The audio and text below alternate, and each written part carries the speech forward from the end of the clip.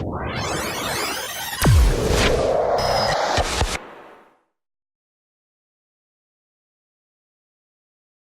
grand merci à Merita et à l'équipe et aux professeurs qui ont permis que je vous rencontre ici. Et je pense en effet que nous avons une très grande responsabilité d'échanger, d'analyser ensemble et de chercher à comprendre le monde dans lequel on vit et ce qu'on nous prépare, parce que ce qu'on nous prépare n'est pas joli et il est très important qu'on soit au courant, qu'on le comprenne, qu'on soit capable de l'expliquer et de communiquer là-dessus. Pour vous montrer de quoi il s'agit, je vais commencer par partager un petit peu de ma drogue avec vous. Aïe, il se dit, zut, on n'aurait pas dû l'inviter. La drogue, vous savez bien la définition, c'est un produit qu'on avale, qui crée une accoutumance et qui produit des hallucinations.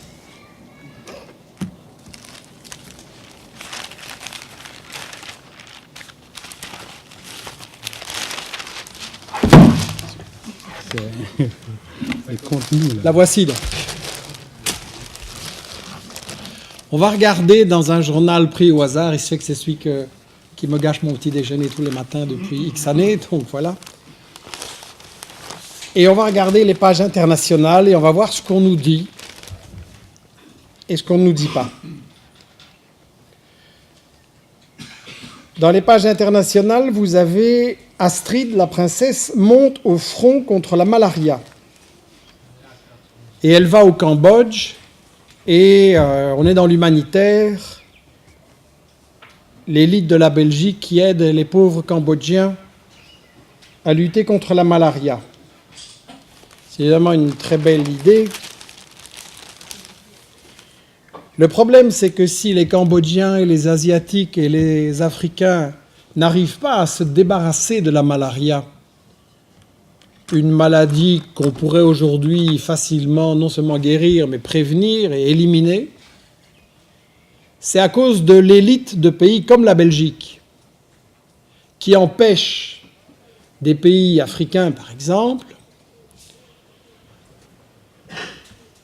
d'avoir des programmes de santé et de prévention qui permettent d'éliminer ces maladies, d'avoir une économie qui permette aux gens de se nourrir correctement, et quand on est bien nourri, on peut résister aux maladies, et d'avoir des programmes d'éducation qui permettent aussi aux gens de comprendre ce qu'il faut faire pour avoir une bonne hygiène de vie.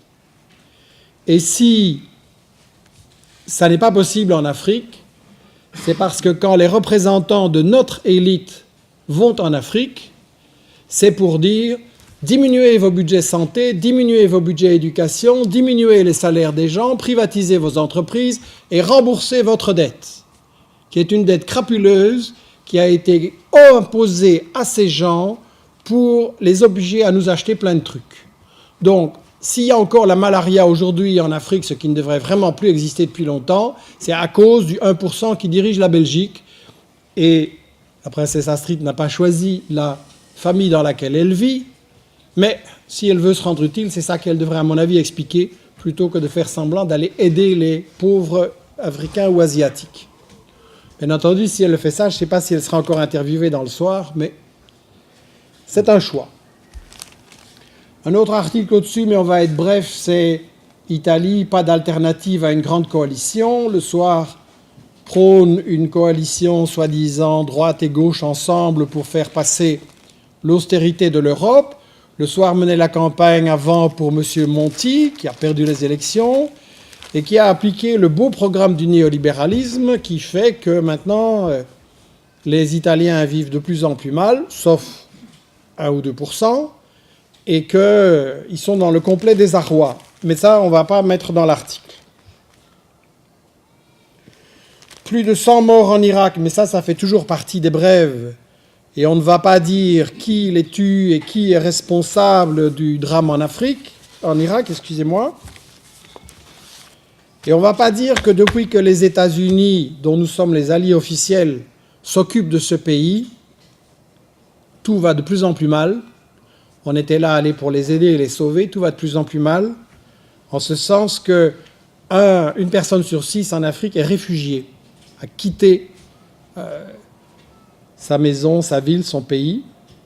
3/4 des Irakiens ont assisté personnellement à une fusillade ou à un attentat.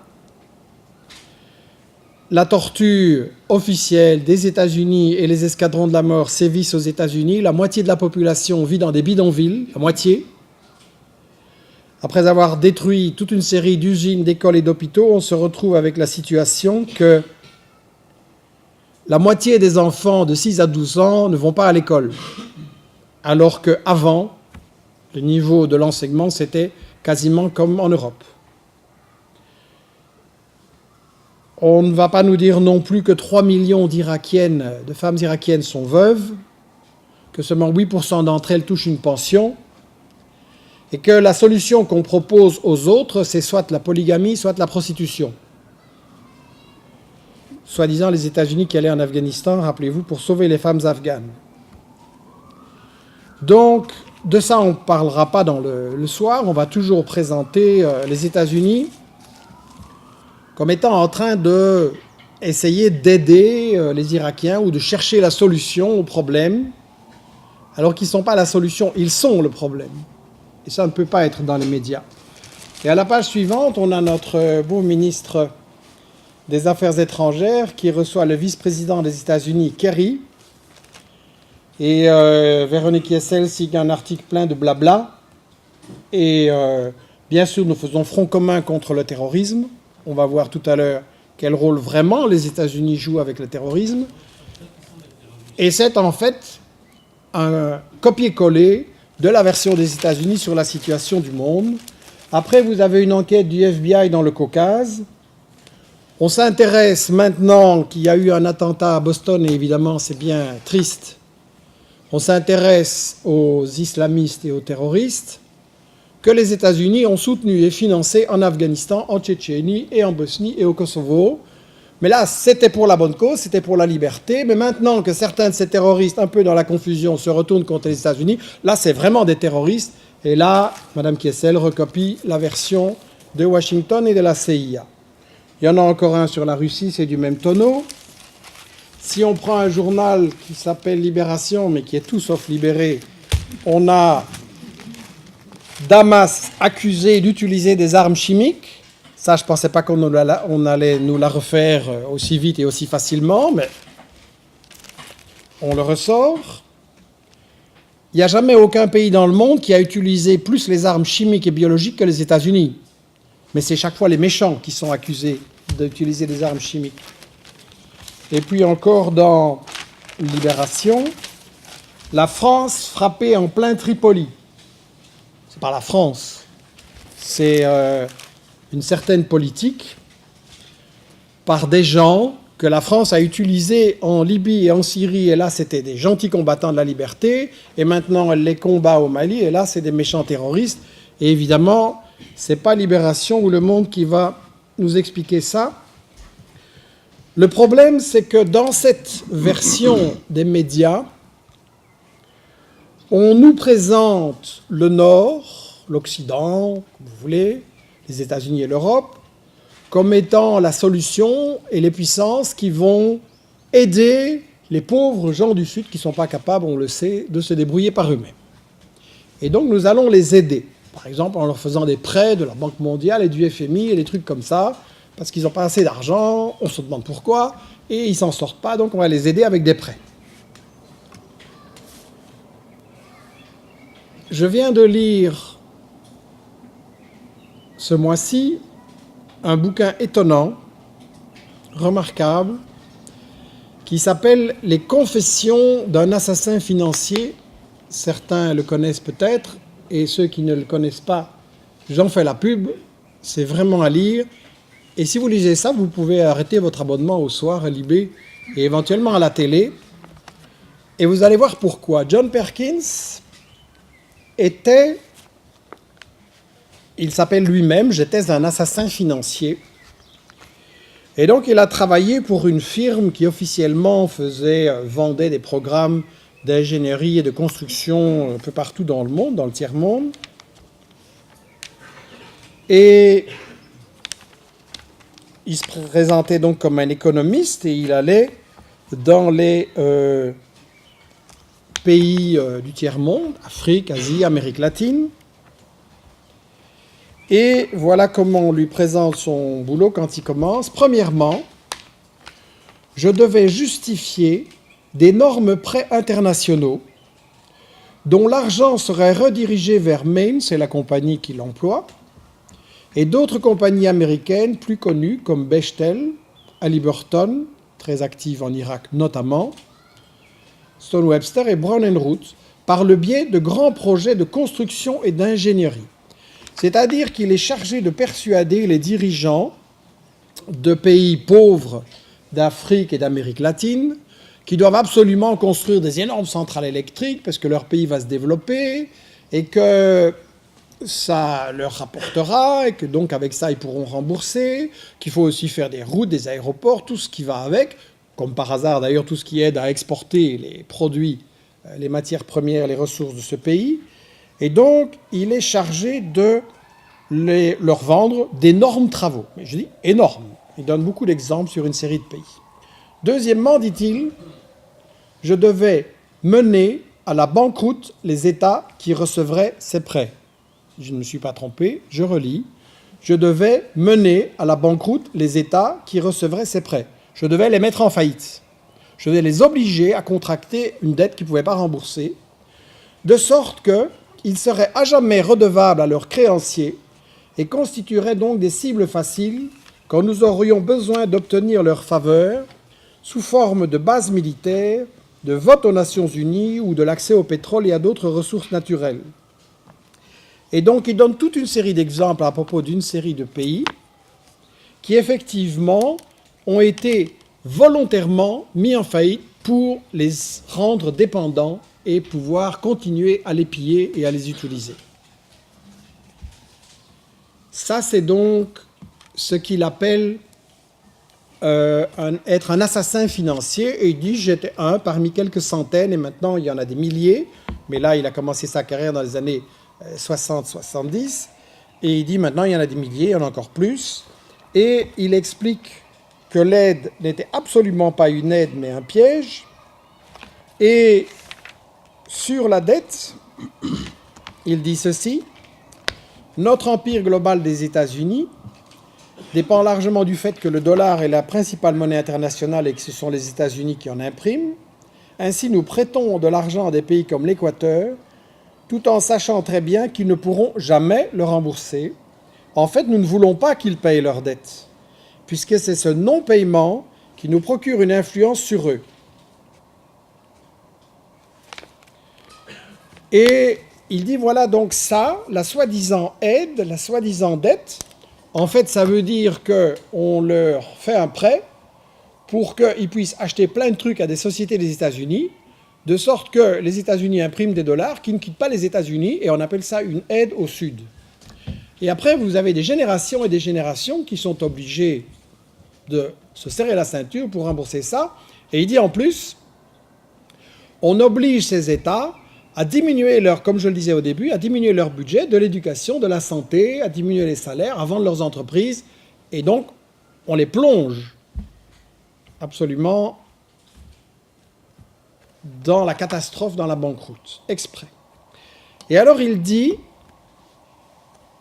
nous étions donc la première vague, les economic hitmen, les assassins financiers. Et il dit, parfois on ne réussissait pas.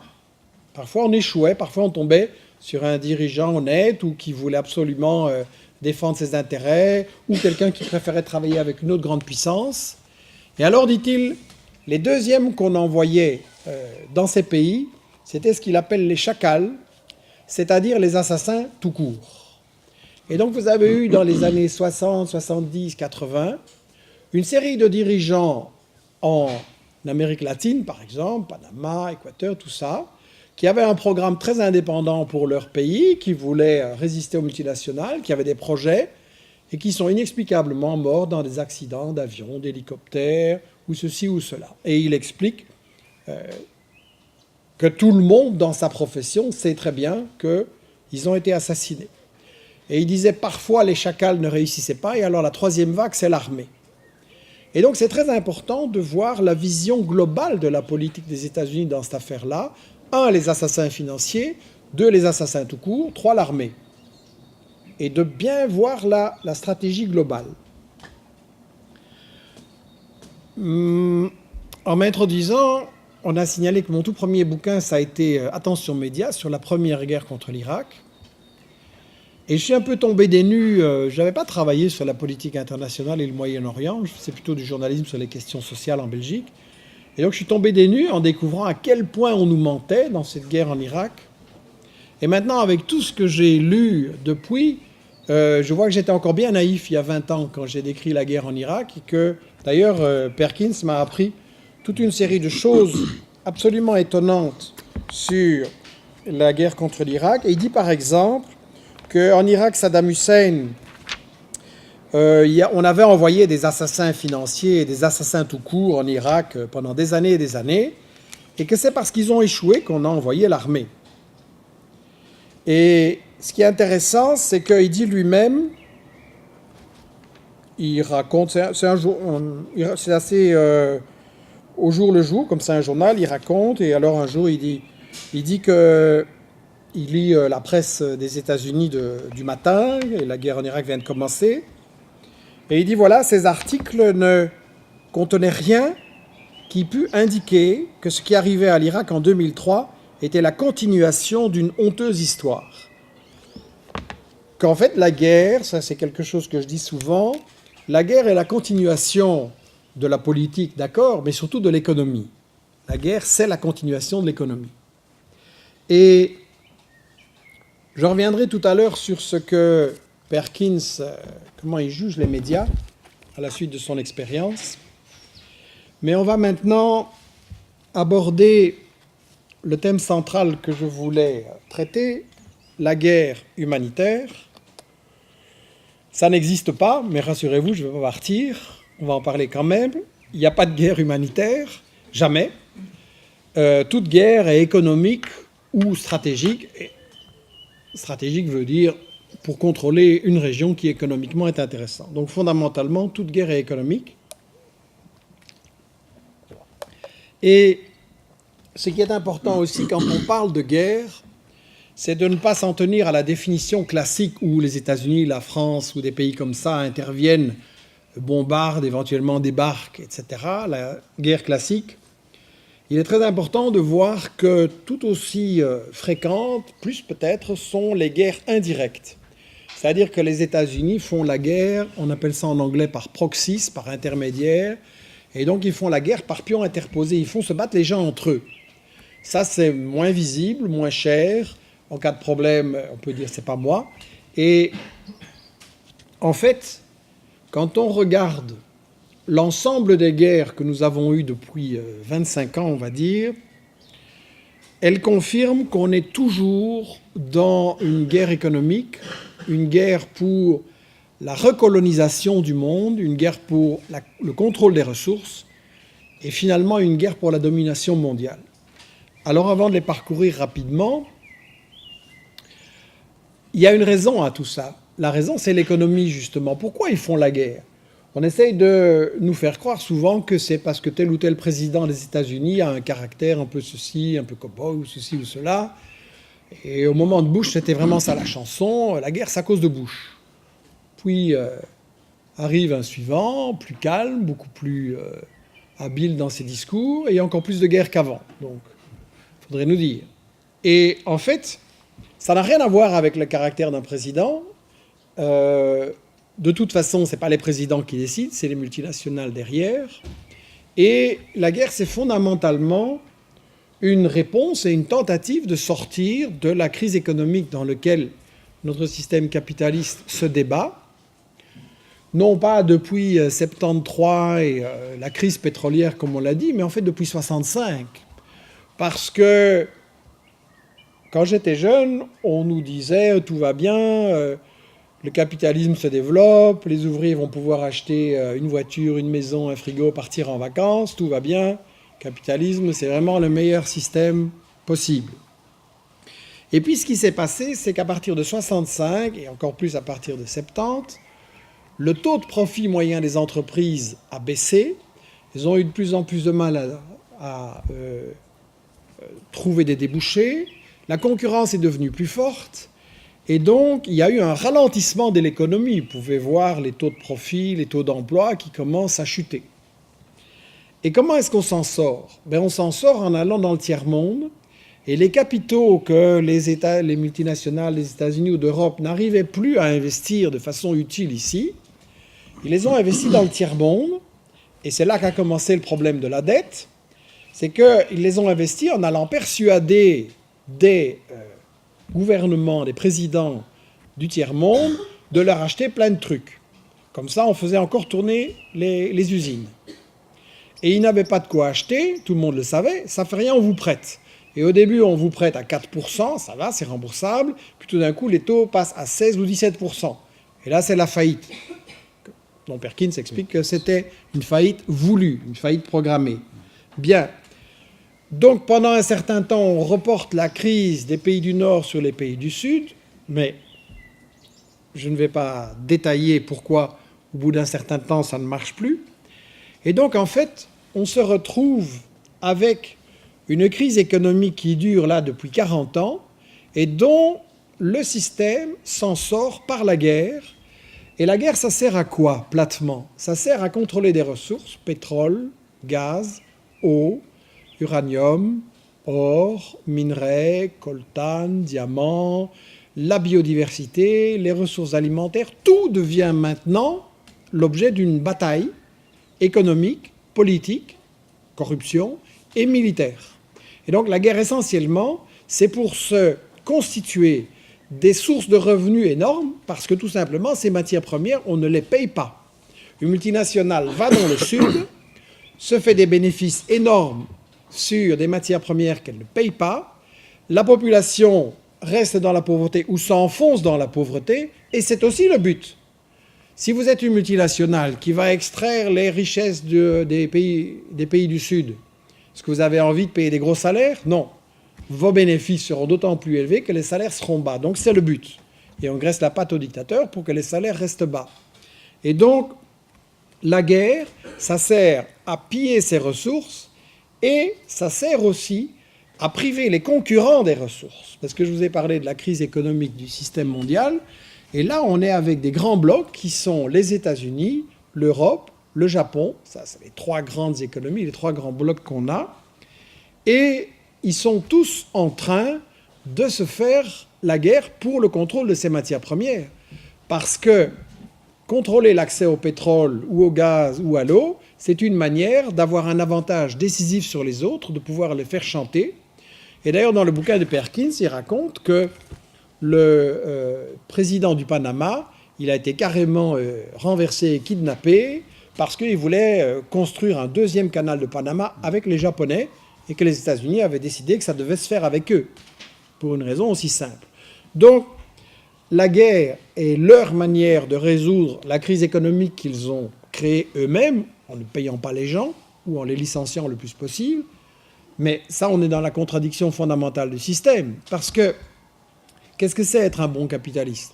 C'est arriver à faire le travail en payant les gens le moins cher possible et en licenciant tout ce qu'il y a moyen de licencier et de faire le travail par ceux qui restent. Très bien. Mais quand vous avez fait ça, et la preuve de ce que je dis, c'est que quand une entreprise annonce... il faut lire beaucoup plus les pages roses, mais les pages roses financières. Elles sont très intéressantes. Là, vous avez la firme Siemens annonce un dégraissage de 10 000, 15 000 emplois dans le monde. Qu'est-ce qui se passe? Son action à la bourse, elle descend et hey, ça va mal? Non, elle monte. Vous licenciez des gens, vous êtes un bon capitaliste, l'action monte. Mais évidemment, tout le monde fait ça. Et quand tout le monde fait ça, à qui vous vendez? Puisqu'évidemment, vous avez privé de pouvoir d'achat les gens à qui, finalement, vous êtes censé vendre. Donc, ils sont en train de se créer eux-mêmes ce problème de cette crise, et ils ne peuvent pas faire autrement, et ils en sortent par la guerre, c'est-à-dire en volant. Ça, c'est vraiment le système dans lequel on vit. Je vais être bref, mais si on a des questions, je suis à votre disposition. je disais que chaque guerre depuis 25 ans, elle obéit à cette définition que j'ai donnée et à la définition de John Perkins. Et un élément que j'ai oublié de dire, c'est les guerres économiques. Et attention, c'est toujours aussi une guerre à deux niveaux. Je m'explique, c'est à la fois une guerre contre le pays qu'on attaque, mais c'est aussi une guerre contre d'autres grandes puissances qui ont une meilleure position dans ce pays-là.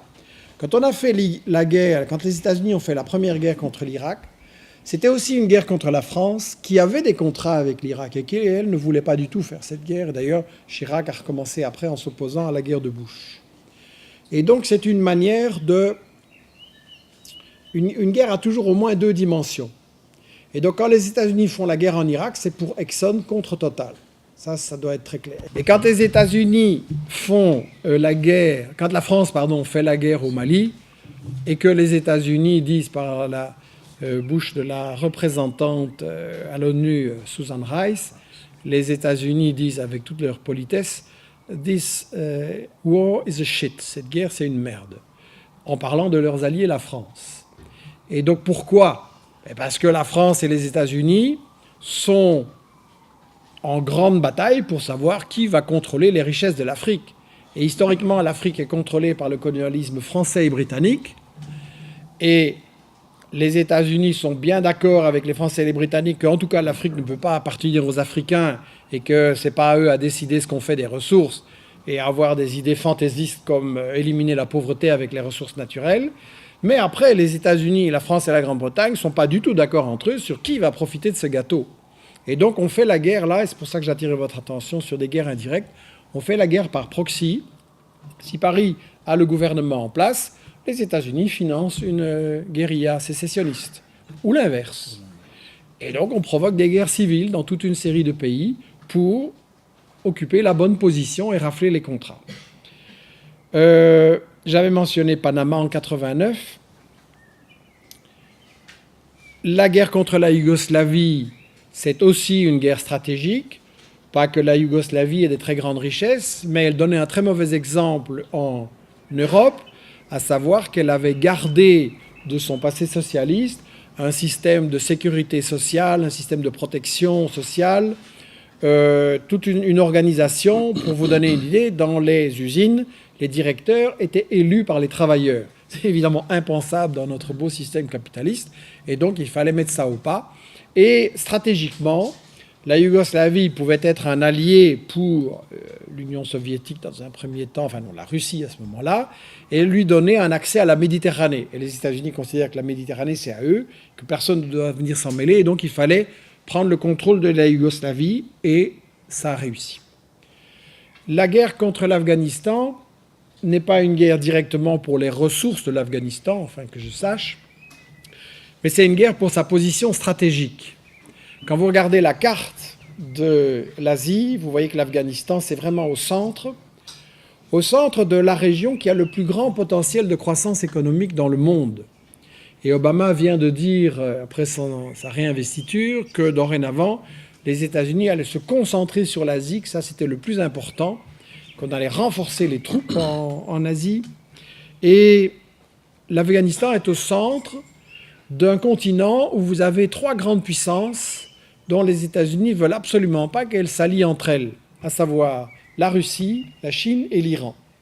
S'il y a une alliance entre ces trois puissances, ça veut dire que les États-Unis sont à la porte de l'Asie, parce que ça va constituer un pôle indépendant, un très grand dynamisme économique. Il y a déjà toute une série d'États de taille moyenne qui se sont rassemblés dans ce qu'on appelle l'Organisation pour la coopération de Shanghai, Chine, Russie et toute une série de républiques. Il y a là comme observateurs ou à la porte d'entrée l'Inde, le Pakistan, l'Iran, même le Japon serait intéressé par un tel marché commun. Et M. Kissinger, qui est un des plus importants ex-dirigeants de la politique étrangère des États-Unis, a dit en 2001, au moment où les États-Unis ont décidé d'attaquer l'Afghanistan, il a dit que le grand danger, c'était que l'Asie fasse une sorte de marché commun, qu'ils s'entendent entre eux sur le plan économique et politique, et que les États-Unis soient tout simplement... ils ne sont pas en Asie, donc ils doivent la contrôler, mais ils n'y sont pas. Et donc, il fallait absolument empêcher cette grande alliance Russie, Chine, Iran dont je viens de parler. La guerre contre la Libye, c'était clairement une guerre pour voler les 30 milliards de dollars de ressources annuelles du pétrole libyen et le gaz, dont les ressources sont très importantes, et ça a été volé. Les rebelles soi-disant combattants de la liberté ont directement promis à la France des contrats. On s'est empressé de mettre les Chinois à la porte et on a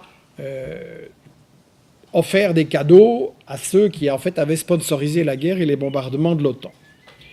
On a aussi voulu empêcher la Libye de Kadhafi de fonctionner comme une sorte de banque mondiale alternative. Je m'explique. La Banque mondiale et le FMI, c'est vraiment l'instrument de chantage des États-Unis et de l'Europe pour empêcher les pays africains de s'émanciper, c'est-à-dire que s'ils veulent avoir des crédits pour s'en sortir des problèmes dans lesquels on les a plongés, ils sont soumis au chantage de la Banque mondiale et du FMI.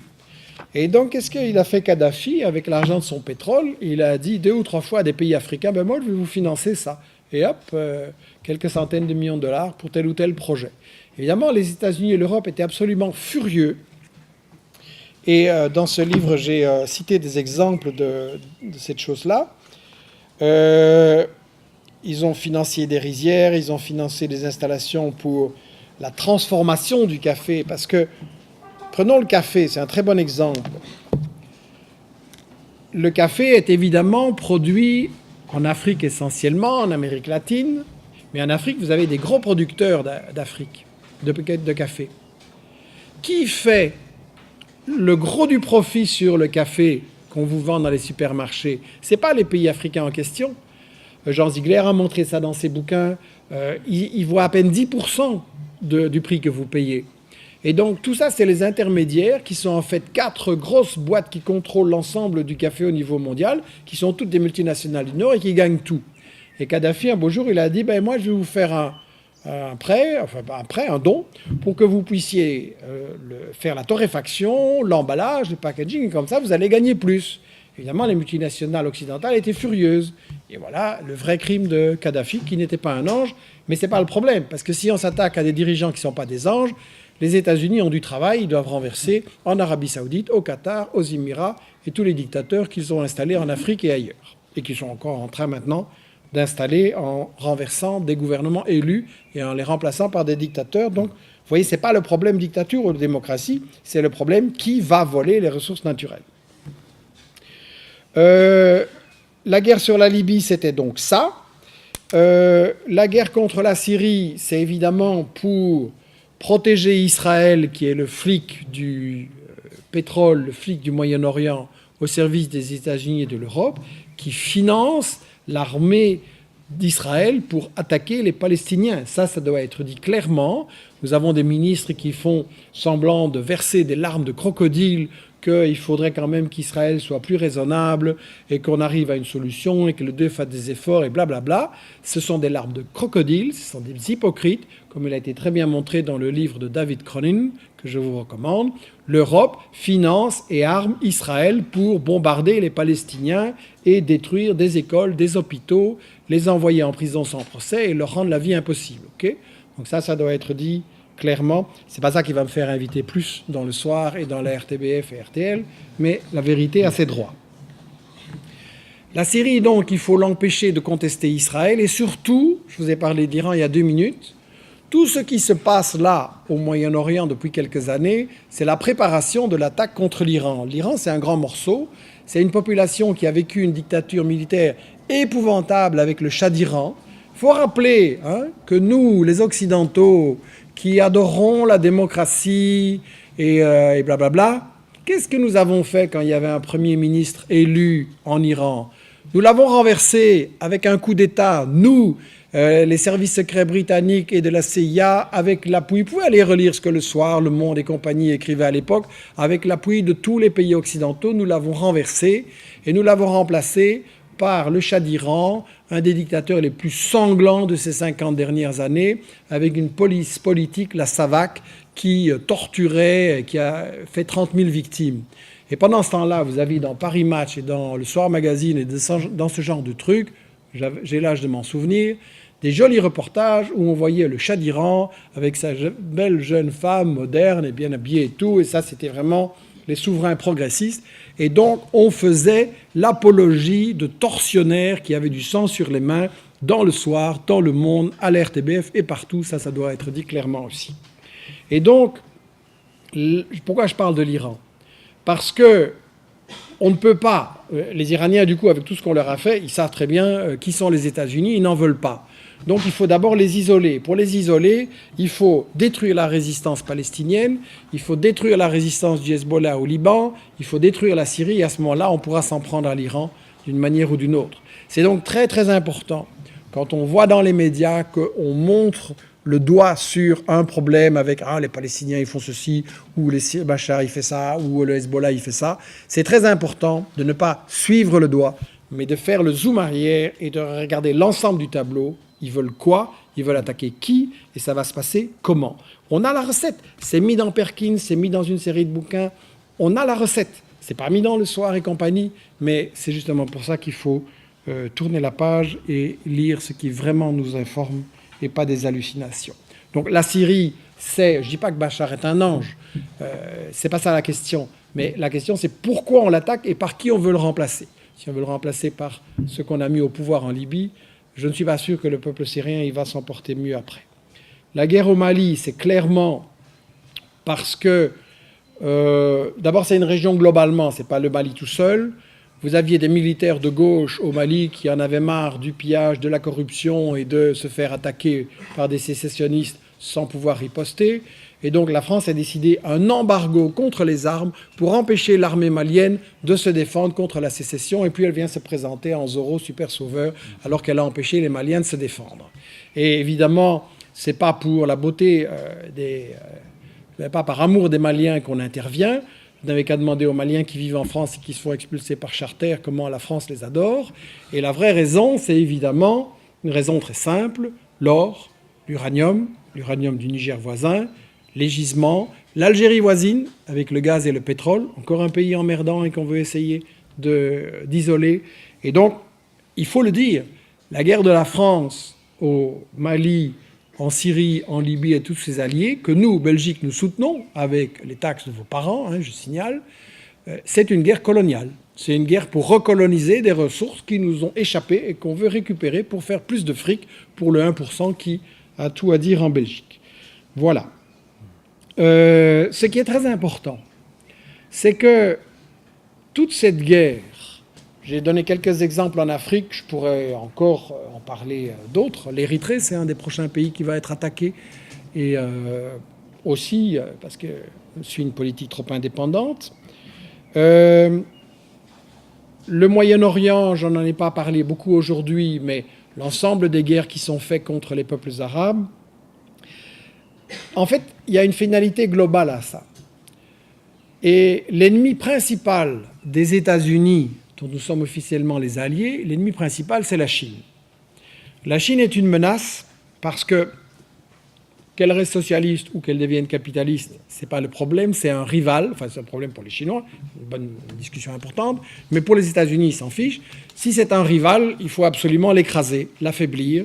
Et donc, comme évidemment la Chine, c'est un gros morceau, ça on ne peut pas l'attaquer directement, on va l'isoler, on va la priver de ses soutiens et de ses relais. Et la Chine, c'est un pays avec un très grand développement économique, un très grand besoin de matières premières et agricoles qu'il n'y a pas sur son sol. Et donc, il faut l'empêcher de s'approvisionner. Il faut l'empêcher de s'approvisionner en Afrique, au Moyen-Orient et dans l'ensemble du tiers-monde. Et donc, il faut arriver à l'isoler. Et ça, Mohamed Hassan l'explique très très bien dans la stratégie du chaos. On a fait notamment une carte qui montre que tous les pays africains, et notamment sur la côte est, sur l'océan Indien, donc, qui est la grande route maritime qui mène de l'Afrique vers la Chine, et même de l'Amérique latine, enfin pour vous c'est comme ça, de l'Amérique latine vers l'Afrique, ça, les États-Unis veulent le contrôler. Donc vous vous demandez pourquoi ils mettent des bases militaires un peu partout, c'est parce qu'ils veulent bloquer cette route. Et vous vous demandez pourquoi des pays qui apparemment ne sont pas hyper importants sur la côte est de l'Afrique, etc., ont des problèmes, ben c'est parce qu'ils regardent trop vers la Chine et qu'ils ne peuvent pas. Et ça, c'est très très bien expliqué dans la stratégie du chaos par Mohamed Hassan, dans les entretiens qu'on a faits. Et pourquoi ce titre provoquant, la stratégie du chaos? Eh bien parce que tout ce que je suis en train de vous dire, ça peut peut-être vous sembler désespérant. Mon Dieu, il n'y a que des mauvaises nouvelles. Les méchants sont trop forts, on n'a aucune chance. Mais en réalité, non. Les États-Unis sont un empire en déclin. Économiquement, c'est une économie qui ne vaut plus rien du tout.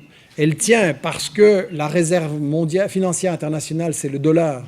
Mais elle tient par un truc de supercherie, que les États-Unis ont le droit d'imprimer des dollars et de les vendre à tout le monde et qu'il n'y a pas de contrôle sur ça. Mais en réalité, économiquement, ils sont très très faibles parce qu'ils ont tout délocalisé, ils ont perdu leur tissu industriel. Donc ils sont uniquement dans le pillage des ressources des autres. Mais ça crée une économie spéculative, ça crée une économie parasitaire et artificielle, et c'est une économie en déclin. Plus, comme vous le savez, ils n'arrivent même plus à payer leurs guerres, ils les font payer par les autres, mais tout a des limites, plus personne ne veut payer les guerres des États-Unis, et ils ne sont même pas capables, en plus, de gagner directement en Irak et en Afghanistan. Bush s'amène là en cow-boy, on va gagner, ils n'ont pas gagné. Et donc ils passent au plan B. Et le plan B, c'est quoi? C'est la stratégie du chaos. Il y a un proverbe africain, parce qu'on m'a dit, qui dit « Ce que tu ne peux contrôler, détruis-le ». Et c'est ça que les États-Unis font. Ils n'ont plus les moyens de contrôler tranquillement et pacifiquement des pays comme avant, au beau temps des colonies. Donc on les plonge dans le chaos, on les plonge dans le bordel, on fait en sorte que les gens se disputent entre eux, qu'il y ait des guerres civiles. Et dans le livre, nous analysons une série d'exemples. La Somalie, le Soudan. Le jour où il y a eu un gouvernement en Somalie, un pays dont tout le monde se dit on n'arrive pas à trouver un gouvernement, c'est vraiment épouvantable, c'est le chaos. Le jour où il y a eu un gouvernement en Somalie, qu'est-ce que les États-Unis ont fait? Ils ont demandé à l'Éthiopie voisine, qui est Israël de la région, d'attaquer ce gouvernement avec des armes chimiques, entre parenthèses. Mais ça, on n'en a pas parlé parce que l'Éthiopie, c'est les bons. Et donc, comme c'est les amis des États-Unis, on ne va pas en parler. Donc vous voyez, la stratégie du chaos, c'est foutre le bordel pour que si les États-Unis ne peuvent pas contrôler à fond et tranquillement ce pays, au moins personne d'autre ne peut l'utiliser comme partenaire et le pays il est plongé dans le chaos. Il faut vous souvenir, non c'est pas possible pour vous, mais moi je me souviens que quand la guerre a commencé contre l'Irak, il y a un peu plus de 20 ans, le ministre des Affaires étrangères des États-Unis, James Baker à l'époque, est allé rencontrer Saddam Hussein, soi-disant pour négocier, en fait pour essayer de le faire capituler, et Saddam Hussein ne voulait pas capituler. Et James Baker lui a dit « Nous allons ramener votre pays à l'âge de la pierre. » Okay. Ça, c'est la civilisation occidentale. Nous allons ramener votre pays à l'âge de la pierre. À cause de l'embargo, à cause des sanctions, à cause de la guerre, il y a eu 1 million de gens d'Irakiens qui ont péri à cause de l'embargo, dont 500 000 enfants. Et quand la ministre des Affaires étrangères de l'époque, Madeleine Albright, a été interviewée à la télé et qu'un présentateur un peu plus combatif et curieux que d'habitude lui a dit « Il y a 500 000 enfants qui sont morts à cause des sanctions contre l'Irak. Est-ce que ça valait la peine? Was it worth ?» Et Madeleine Albright a répondu « Oui, ça valait la peine de tuer 500 000 enfants irakiens. » Ça, c'est notre civilisation et notre démocratie. Donc, la stratégie du chaos, c'est ça. L'Irak était une puissance qui appelait les pays du Moyen-Orient à s'unir et à dire aux États-Unis « go home » et à créer force régionale, un marché régional. Et avec le pétrole, ça pouvait évidemment changer beaucoup de choses dans le rapport de forces internationaux. Et donc, pour le punir, pour l'empêcher de faire ça, on l'a effectivement ramené à l'âge de la pierre. Je vais conclure en... Je vous avais dit que tout à l'heure, on allait voir quoi penser des médias par rapport à tout ceci. J'ai effectivement dans le livre « Attention médias »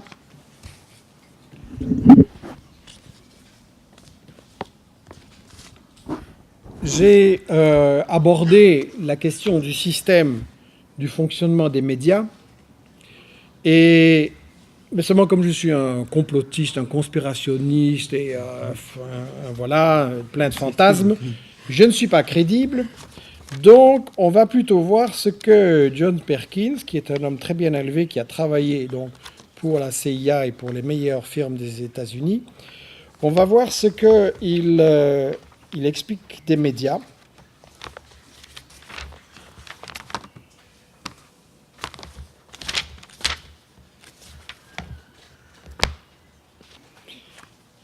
Il conclut son livre, que vraiment je vous recommande. J'espère que ce chapitre vous aidera à voir l'actualité autrement, à lire entre les lignes de chaque article qui vous tombera entre les mains et à vous interroger sur les implications profondes de chaque reportage de télé ou de radio que vous verrez ou entendrez.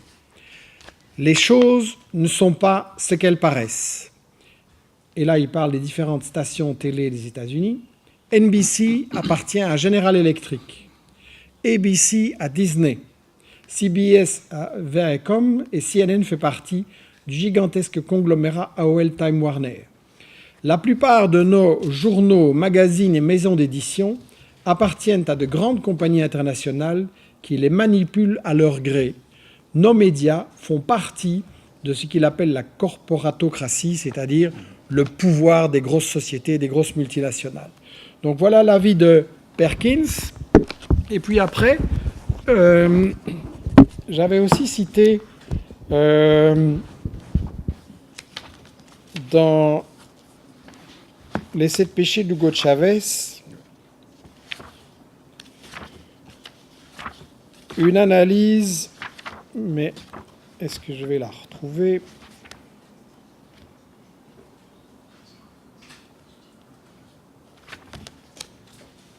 Non, c'est pas mon exemplaire que j'ai oublié de prendre. Et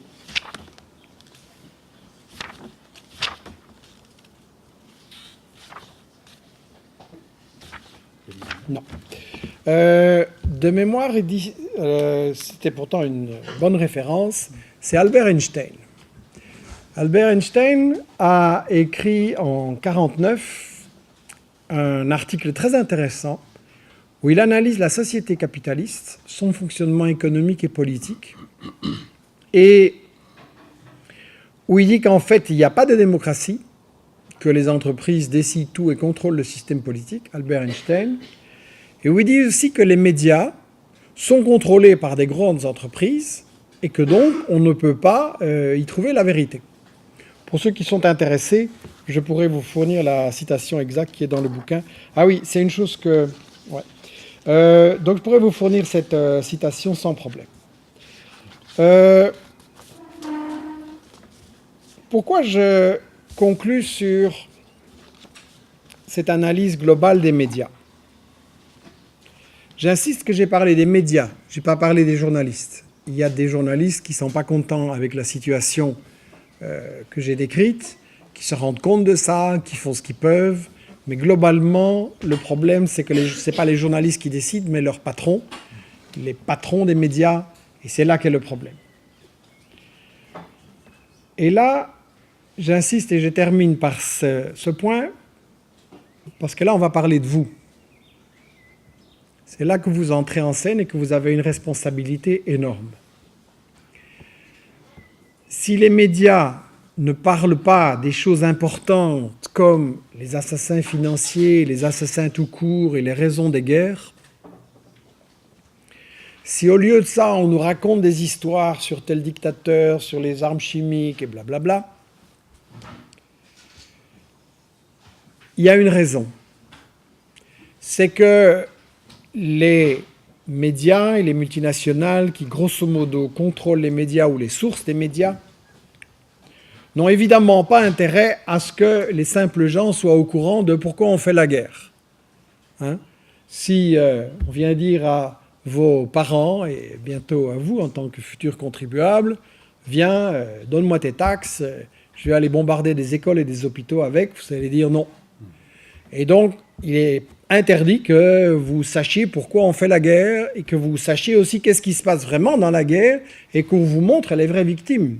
C'est quand même ahurissant qu'on a eu des pages et des pages et des pages sur l'attentat de Boston, et c'est évidemment très malheureux.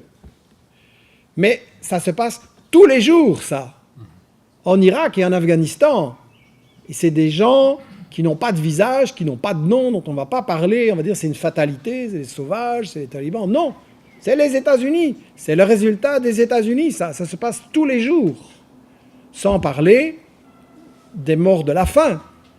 Je veux dire, quand Jean Ziegler écrit qu'on pourrait nourrir 12 milliards de gens, et que nous sommes 6 milliards et demi, et qu'il y a 1 milliard qui crève de faim, et qu'il y a un enfant qui meurt toutes les 5 secondes, et quand Jean Ziegler dit un enfant qui meurt de faim aujourd'hui est un enfant assassiné, pourquoi on n'en parle pas dans les médias en disant qui l'assassine, à savoir nos multinationales qui empêchent ces gens d'avoir à manger?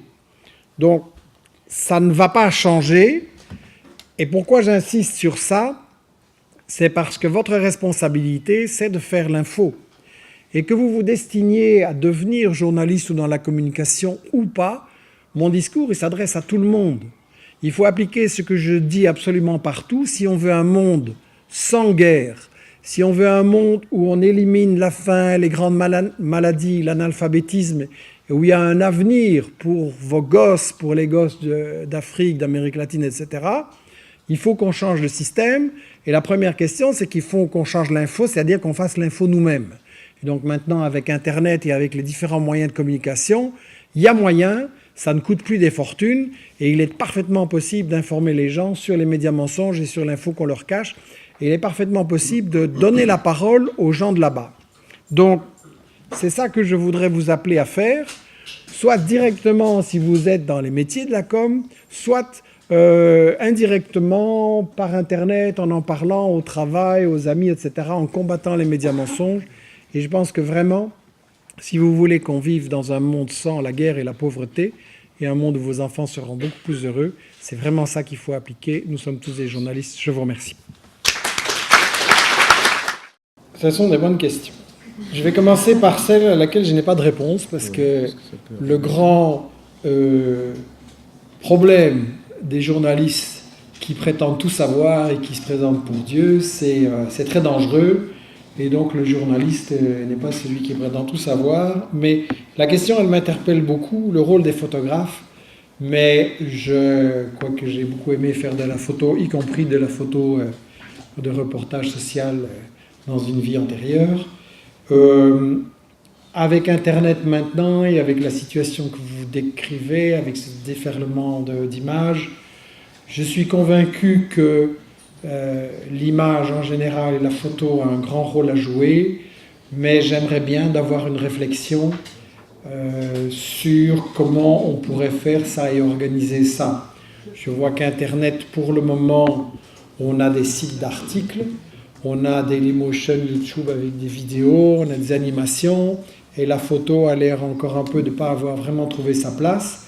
Il existe évidemment des sites un peu plus où des artistes exposent leurs choses, mais ça n'a pas forcément un grand contact et circulation avec le public. Et je fais de temps en temps des séminaires de formation avec des jeunes qui veulent travailler avec nous indépendamment sur la question du journalisme écrit, de la vidéo, des recherches. Et il y aura aussi, dans quelques mois, sur le thème comment on peut utiliser l'image, le photoreportage. Vous n'êtes pas la première. Il y a pas mal de gens qui m'ont dit « je fais des photoreportages, comment est-ce qu'on peut développer ça, faire connaître, faire en sorte d'échapper, je ne sais pas, aux galeries d'art ou aux magazines chic, mais que ça touche vraiment un vrai public qui peut en avoir besoin. » Et c'est clair que ça peut apporter quelque chose en soi, mais je n'ai pas la réponse, mais ça m'intéressera beaucoup de participer à cette discussion. Quand je parle des États-Unis, je vise pas l'ensemble de la population, et bien entendu, il y a 45 millions de pauvres aux États-Unis, donc c'est pas eux. C'est clairement le 1%, et c'est un ensemble où ce qui est déterminant, c'est en effet le pouvoir économique des multinationales. On a fait une étude que 147 multinationales contrôlent 60% de la production économique mondiale. Donc, c'est ces gens-là dont je parle. Et c'est très peu de gens. 1%, c'est même encore beaucoup moins. Ce sont donc les actionnaires et les administrateurs de ces multinationales-là que je vise.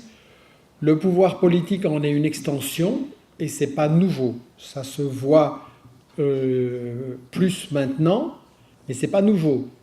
La guerre de 14-18, on va nous battre les oreilles avec des célébrations touristiques et autres sur la guerre de 14-18 bientôt. Il faudra aller visiter les champs de bataille, et ça vaut la peine, oui, c'est très émouvant. Mais ce qui sera totalement absent de la couverture, c'est pourquoi on a fait cette guerre. Et moi, quand j'étais gosse, on m'expliquait que la guerre 14-18, c'était la Belgique vaillante et patriotique qui avait résisté à l'envahisseur teuton, les Boches, et en France la même chose. Et donc vous avez des monuments aux morts dans toute la France, et c'est effrayant parce que vous voyez des listes et des listes de gens qui sont morts. Et en France, pour une femme dans les années 20, c'était très difficile de trouver un mari.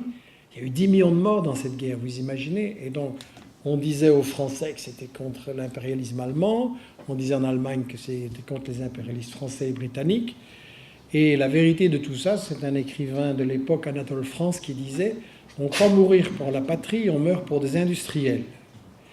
Et il voulait dire donc par là que effectivement, c'est des groupes économiques et financiers qu'on doit parler, mais c'est pas nouveau. Ça se voit plus maintenant, mais ça a toujours été comme ça.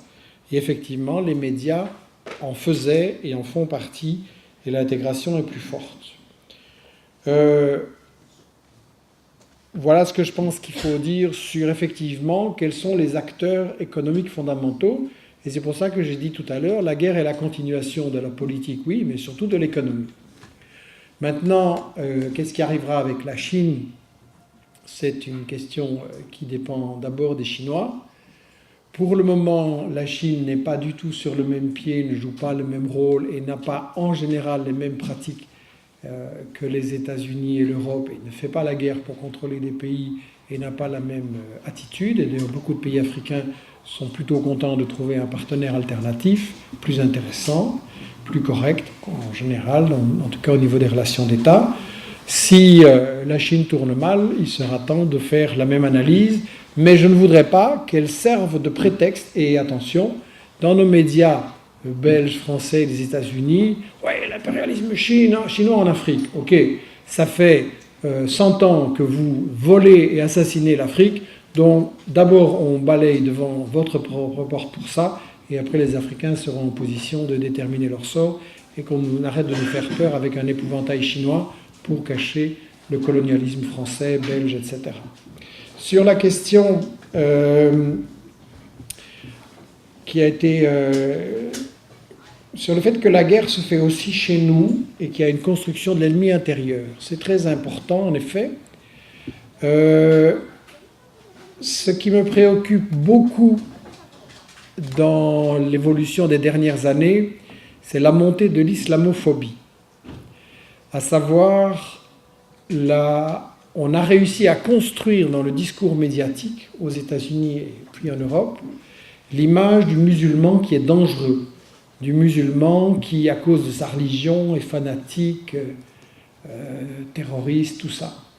Et donc, on a réussi en fait à nous embobiner dans une guerre de religion et dans une panique du terrorisme. La construction de l'ennemi intérieur et l'arabe dangereux, ça sert à justifier les guerres contre les pays arabes, ça sert aussi à justifier la discrimination contre les travailleurs arabes ici, sur le plan du travail, sur le plan des conditions de travail, sur le plan des droits démocratiques, étant donné que dans une ville comme Bruxelles, un tiers des travailleurs de la classe ouvrière, on va dire, sont d'origine directement immigrée, quel est le meilleur moyen de les diviser que de susciter la méfiance entre les Belgo-Belges et les Belges d'origine arabe? Et donc là, l'islamophobie et tout ce racisme, ou le discours sur l'Africain bien entendu, mais pour le moment c'est vraiment l'islamophobie, en plus elle permet de toucher les deux. Ça c'est très très important, la construction de l'ennemi intérieur. Et effectivement, ça renvoie au fait que la guerre se mène aussi chez nous. Je vous ai fait une analyse sur l'international, c'est un peu ma spécialité, mais vous pouvez, je pense que ce serait important, faire la même analyse sur les conflits sociaux en Belgique, en France et en Europe en général. La manière dont l'Europe vole, les gens volent le travail, volent les 99% pour créer des profits plus importants au 1%. La manière dont les éditos du soir, par exemple, n'arrête pas de dire que la Belgique a un problème de compétitivité, que les salaires sont trop élevés, qu'il va falloir faire un effort sur l'index, qu'on ne peut pas payer tout ça. C'est des éditos du néolibéralisme, et le seul problème que la Belgique a, c'est pas que les salaires sont trop élevés, demandez aux gens qui ont tellement de mal à finir le mois, le seul problème c'est qu'on se fait voler par le 1% qui ne paye pas d'impôts. Et ça, c'est une fois de temps en temps dans les pages de Tribune Libre, mais c'est jamais dans l'info de base et dans nos journaux télévisés. Donc tout ce que je vous ai expliqué là, sur l'international, faites-le s'il vous plaît sur la situation sociale en Belgique, en France, en Europe. La première question portait sur l'Internet libre peut-il révolutionner la bataille, ce que moi j'appelle en tout cas la bataille de l'info? La réponse est clairement oui, et il a déjà commencé à le faire. Il y a 20 ans, quand j'ai commencé, comme on l'a dit, à écrire des livres, les gens qui venaient aux conférences me disaient « c'est bien ton bouquin, mais enfin il arrive 1 an après la guerre, c'est un peu triste ». Et voilà, faire un livre c'est comme ça. Si vous faites un film, un docu, c'est aussi un long délai. Donc les choses ont vraiment été révolutionnées pour moi à partir de 98, 99, 2000, où j'ai commencé à utiliser systématiquement l'Internet. Ça a permis plusieurs choses. Un, de diffuser en temps réel des infos. Le jour même où on bombardait la Yougoslavie, je montrais des médias mensonges dans des newsletters. À l'époque, on n'avait pas encore le site, mais dans des newsletters. Et puis les gens traduisaient ça, c'est diffusé. Et j'ai retrouvé des articles traduits dans 115 langues par des gens que je ne connaissais pas, et ça circulait. Donc oui, c'est une arme formidable. Avec un site, avec maintenant tout ce qu'on fait, les créations de vidéos, de montage, d'animation, il y a des trucs extraordinaires qui se font. Et je pense que là, on a énormément besoin de ça. Comment est-ce qu'on va faire en sorte que les gens comprennent cette information? Je ne me fais pas trop de soucis, je pense que ça dépend de notre travail, et je pense qu'en diffusant des choses et en les appelant à agir, et d'ailleurs c'est ce que je vais faire. On a dit que donc j'animais le site Investigation. Nous diffusons chaque semaine une newsletter avec des articles, soit de notre équipe ou de moi-même, des vidéos, des interviews, soit des témoignages, des analyses qui nous sont envoyées par les gens avec qui je suis en réseau dans le monde entier maintenant. Et donc ce que je vais vous proposer, c'est de prendre cette feuille ici et de la diffuser. Il y en a 2, donc une pour chaque moitié. Et pour recevoir cette newsletter qui est gratuite, vous inscrivez votre mail en majuscule, j'insiste, pour éviter les erreurs. On va vous inscrire, vous allez les recevoir. Et ça fonctionne dans les 2 sens. Vous pouvez recevoir nos infos, les utiliser dans les discussions autour de vous, donc avoir régulièrement de la matière concrète, parce que chacun ne peut pas connaître tous les pays, toutes les situations. Donc on a besoin d'avoir de la matière concrète pour pouvoir discuter autour de soi.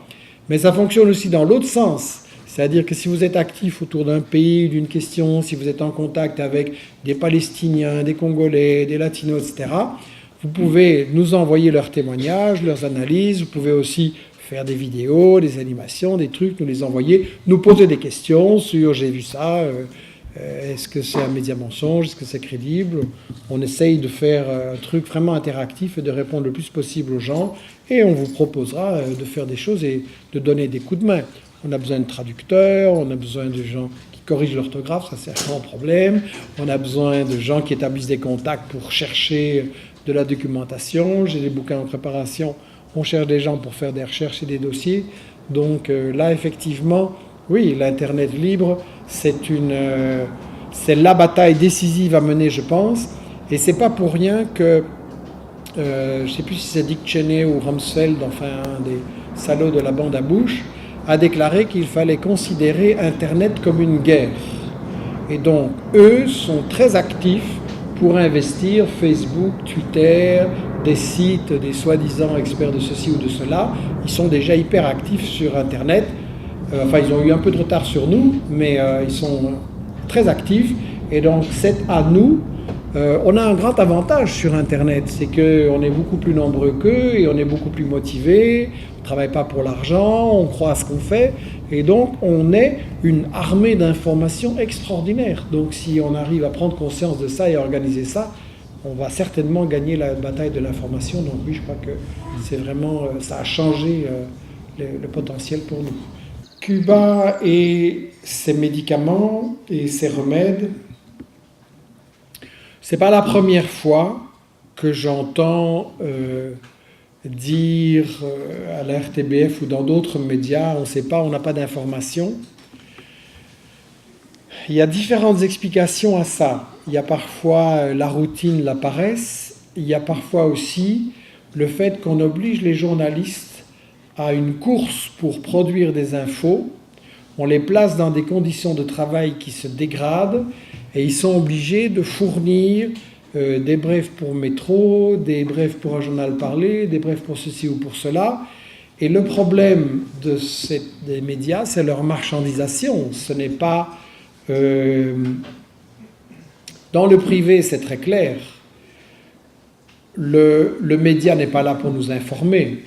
Il est là pour vendre le public à des annonceurs. Ça a été résumé avec cynisme mais clarté par l'ancien directeur de TF1, Patrick Lelay. Notre métier à nous, TF1, c'est de vendre du temps de cerveau disponible à Coca-Cola. Donc peu importe ce qu'on passe aux gens, l'important c'est qu'ils regardent la pub. Et ça vaut malheureusement dans le privé et de plus en plus dans l'audiovisuel public. Et c'est un grand problème. Je suis pour une régulation de l'audiovisuel public et je pense qu'il faut interdire la publicité. D'abord, elle est nocive.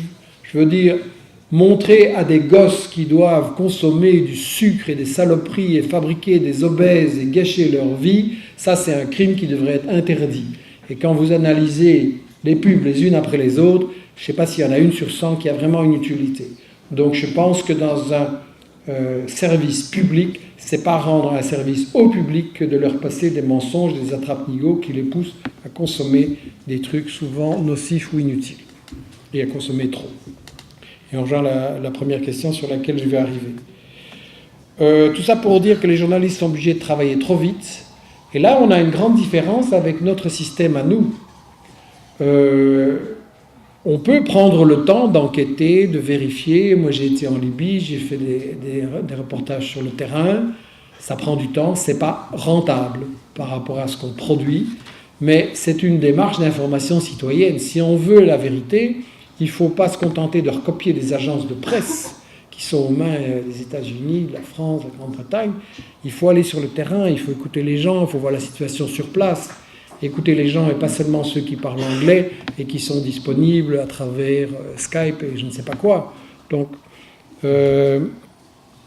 ça pour dire que ça m'étonne... Bon, je ne suis pas un spécialiste de la médecine à Cuba, mais ça ne m'étonne pas du tout qu'ils aient des avancées parce qu'ils appliquent une autre logique dans la recherche scientifique et médicale.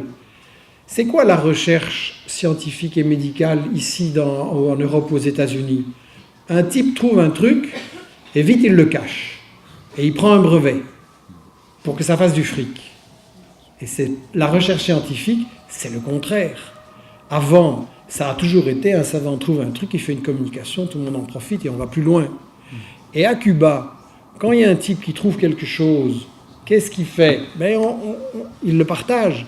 Et donc Cuba est un pays pauvre, et ils sont déjà plus avancés que les États-Unis pour la médecine des yeux et pour toute une série de choses. Tout petit pays pauvre, là, de peu d'habitants, avec plein de problèmes, pas de ressources et un embargo. Ça prouve que c'est une autre logique. Et donc ça ne m'étonne pas du tout, je ne peux pas vérifier cette info-là, mais ça ne m'étonne pas du tout. J'en viens à cette question, est-ce qu'on ne peut pas s'en sortir avec la régulation des médias publics ? Je suis tout à fait pour, et je trouve qu'on doit faire une distinction, et en tant que citoyens qui payons l'audiovisuel public avec nos impôts, on doit se battre pour que ce soit le plus possible à notre service. Ça n'est pas se battre contre les journalistes, mais c'est se battre pour qu'ils aient plus de moyens, se battre aussi contre certaines complicités qui existent, il ne faut pas le cacher, et il faut se battre pour que le service public ait plus de moyens, qu'il échappe à cette logique commerciale, qu'il n'y ait pas la pub et la censure de la pub. Je vais vous donner des exemples où il y a des publicités de sociétés multinationales européennes, et on ne va pas mettre derrière, évidemment, un reportage qui montre les crimes que cette multinationale commet. Donc ça fait partie. Et en même temps, je pense, on devrait peser et avoir une réflexion pour qu'il y ait une coopération beaucoup plus grande entre le média public et l'information citoyenne sur Internet. Ça m'énerve quand je vois à la RTBF des émissions qui disent « Ouais, sur Internet, il y a des conneries qui circulent, il faut faire attention, il y a des fantasmes, il y a le complot des Illuminati, il y a des trucs délirants sur le 11 septembre. » Ça m'énerve, quoi. À la RTBF, oui, il y a tout ça sur Internet, bien sûr. À cause de quoi les gens tombent dans des fantasmes? Parce que vous ne les informez pas correctement.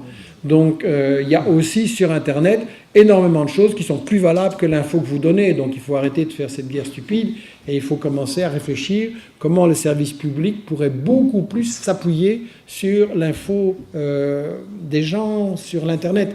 Et ça, c'est un changement de démarche. Je parlais du journaliste qui est Dieu. On ouvre son JT et on va savoir tout ce qu'il faut savoir. Et c'est pas vrai. Quand vous discutez avec le type qui le présente, finalement, il n'en sait rien de ce qu'il a passé. C'est des dépêches d'agence, c'est des communiqués du gouvernement, il n'a évidemment pas le temps d'aller vérifier, donc il n'en sait rien. La première chose, c'est de le reconnaître et de dire que l'info, c'est difficile. L'info, il faut chercher, il faut comparer les sources, il faut faire des enquêtes, il faut parfois dire « je ne sais pas, on verra demain » et des trucs comme ça. Ça, on n'est pas du tout dans cette logique-là, parce qu'on est dans cette absurde guéguerre commerciale où il faut courir de nouveau pour la pub et battre RTL TVI à ceci ou à cela. Ce n'est pas tout ça un service public. Donc, il y a toute une série de choses, mais je ne vais pas les développer maintenant, pour effectivement avoir des médias publics plus corrects. Mais je ne pense pas que c'est la solution, parce que dans la société où on vit, avec les liens qu'il y a avec les pouvoirs économiques et politiques, imaginez que le média public va pouvoir être complètement libre et informé parfaitement et avec des moyens suffisants. Ça, je pense que c'est illusoire. Donc je pense que oui, il faut faire pression pour que l'info soit meilleure là. Mais je m'en tiens à ma première réponse. C'est sur Internet que nous avons les moyens de développer une vraie info indépendante et citoyenne. J'en viens à ce qui était la première question et la cinquième. Sommes-nous complices? Sommes-nous complices parce que nous consommons des trucs qui sont fabriqués avec les ressources naturelles dont ces pays-là ont besoin? Il y a différents aspects à la question. Et en 2-3 minutes, je vais essayer de ne pas être trop schématique. C'est une question importante sur laquelle il faut réfléchir, mais je vais donner quand même 2-3 éléments. Premièrement, le problème avec les ressources de l'Afrique, de l'Amérique latine ou du monde arabe, c'est pas qu'il y a un commerce avec ces ressources. Le problème, c'est qu'elles sont volées, on ne les paye pas. Chavez a utilisé l'argent du pétrole, Evo Morales utilise l'argent du gaz dans un commerce international plus honnête dont ils ont imposé les conditions, et ça fait du bien parce que l'argent du pétrole sert à fournir des profs, des médecins, un job à plein de Vénézuéliens. Idem pour ce que fait Evo Morales avec l'argent du gaz. Il a créé un salaire minimum, des retraites, il a abaissé l'âge de la retraite, les gens vivent mieux grâce à ça. Donc le problème n'est pas si on consomme ou pas, le problème c'est si les ressources sont volées par les multinationales ou pas. Ceci dit, et donc de ça, effectivement, on est complice si on ne fait rien, mais la question est d'informer sur les crimes de nos multinationales. Et ça, c'est le problème des intellectuels européens ou qui vivent en Europe. On est beaucoup trop à faire la leçon, les Africains doivent faire ceci, les Arabes doivent faire ça, les Latinos, ils doivent prendre un président plus, je ne sais quoi, que Chavez, etc. Arrêtez de leur donner des leçons et de dire, arrêtons de leur donner des leçons et de dire ce qu'ils doivent faire. Laissons-les faire, laissons-les se débrouiller, balayons devant notre propre porte et disons partout quels sont les crimes que nos multinationales commettent. Ça va aider les pays du Sud à mieux s'en sortir.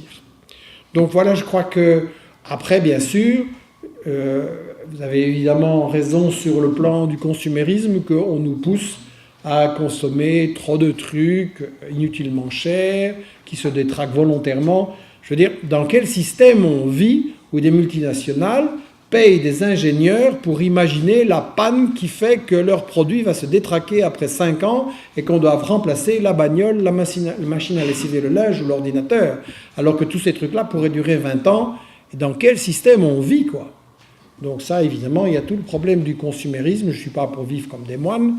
Le progrès, c'est bien, mais c'est clair qu'on est dans un système qui nous pousse à gaspiller, toujours à cause de la question du profit. Ils ne peuvent pas se contenter de nous vendre les trucs dont nous avons besoin et de nous aider à les réparer, de les remplacer quand vraiment ils sont fichus ou qu'il y a vraiment une nouveauté intéressante. Ils sont obligés de nous obliger à consommer de plus en plus parce que leur taux de profit, il leur dépend. Je lisais là l'autre jour que c'était un drame parce que l'année passée, on avait vendu un peu moins d'ordinateurs que l'année d'avant. Ça y est, l'économie est foutue. Mais quoi ? Où est le drame là-dedans pour un esprit rationnel ? Bien. Et c'était évidemment dans ma drogue du matin, que dans les pages roses, que je lisais ça. La dernière question. La guerre, c'est pour des raisons économiques. Nous le savons et on ne fait rien. C'est intéressant parce qu'avec notre petite équipe, on a fait ce qu'on appelle des vidéos-trottoirs. On va dans la rue et on interroge les gens avec toujours les mêmes questions et on pose les mêmes questions à tout le monde pour avoir vraiment un peu le thermomètre et donc on n'essaie pas d'influencer. Et c'est arrivé plusieurs fois qu'on fasse des vidéos-trottoirs sur telle ou telle guerre, qu'est-ce que les gens savent, etc. Alors c'est fascinant parce que vous avez évidemment différentes catégories de public, différents types de réponses, mais on retrouve des constantes. Et alors c'est très fascinant. À la première question, peut-on faire confiance aux médias ? Non. Ça, c'est vraiment devenu une tarte à la crème. Je me méfie des médias, de la télévision, etc. Après, on pose des questions sur une telle ou telle guerre précise, ou sur Israël, ou sur ceci ou sur cela. Et on voit que les gens qui ont dit qu'il ne faut pas faire confiance aux médias répètent ce qu'ils ont vu à la télé et tombent dans le panneau. Donc, ça montre que nous devons analyser pourquoi et comment ils tombent dans le panneau. Et après, on a aussi souvent... Alors c'est intéressant parce que nous les piégeons un peu, les gens, et nous nous arrangeons pour leur poser des questions, où dans la question, dans la deuxième partie, on leur amène des infos qu'ils n'ont pas eues et qui en fait flanquent par terre ce qu'ils pensaient au début. Et alors c'est intéressant parce que vous voyez dans leurs yeux qu'ils sont en train de réfléchir, ah oui, ça je ne savais pas, ah oui, mais ça change tout. Et donc on voit bien, et les réponses qu'ils donnent à la fin ne sont pas les mêmes qu'au début. Et c'est intéressant parce que je crois que ça montre que les gens, ils sont perdus par rapport aux médias, ils se méfient, mais ils ne savent pas quoi faire. Et ils sont découragés. Et donc je crois que c'est très important, moi je vous encourage à faire le même genre de choses, à faire des enquêtes, à discuter avec les gens autour de vous, à voir sans essayer de trop influencer, comment les gens y croient encore aux médias, ils n'y croient pas, pourquoi ils y croient qu'il n'y a rien moyen de faire. Et ça, c'est une base de réflexion très intéressante, parce qu'il est évident qu'il y a moyen de faire. Et je crois que nous devons arriver, et c'est ça en tout cas l'objectif d'Investir Action, c'est dans notre charte de base, on veut aider à développer un mouvement citoyen pour l'information. Je ne sais plus qui a dit que l'économie c'était trop important pour la laisser aux seuls économistes, et l'information c'est trop important pour la laisser aux seuls médias. Et donc on doit arriver à créer un mouvement citoyen pour l'information et impliquer les gens à tous les niveaux, selon le temps qu'ils ont, qui se rendent compte que quand on leur ment, eh bien, c'est contre eux aussi et qu'ils ont vraiment intérêt à savoir. Et donc voilà un peu la réponse que je vais donner pour ma conclusion définitive là, de la soirée en vous remerciant. Je pense vraiment que l'information, c'est fondamental. Les guerres sont basées sur l'ignorance. La politique des multinationales qui maintient la pauvreté et le pillage des ressources est basée sur l'ignorance. Si les gens savaient, ça s'arrêterait. Et donc vraiment, on a cette responsabilité énorme d'organiser nous-mêmes l'information là où nous sommes, de nous former. Donc faites bien vos études, bossez à fond, apprenez des trucs, échangez, et puis surtout, allez dans la vraie vie, et apprenez sur le terrain avec les gens, allez dans des pays, allez en Palestine, allez au Congo, allez voir la merde dans laquelle les gens vivent, allez voir les souffrances, écoutez-les. Alors on doit beaucoup se méfier de donner la leçon, écoutez-les, vous allez apprendre énormément, et si vous pouvez alors exprimer tout ça, traduire tout ça, et j'insiste d'une façon simple, compréhensible pour l'ouvrier, pour la ménagère, pour le lycéen qui ira jamais à l'UNIF, si vous arrivez à expliquer tout ça, vous allez vraiment aider à mener la bataille contre l'ignorance et pour un monde meilleur. Je vous remercie.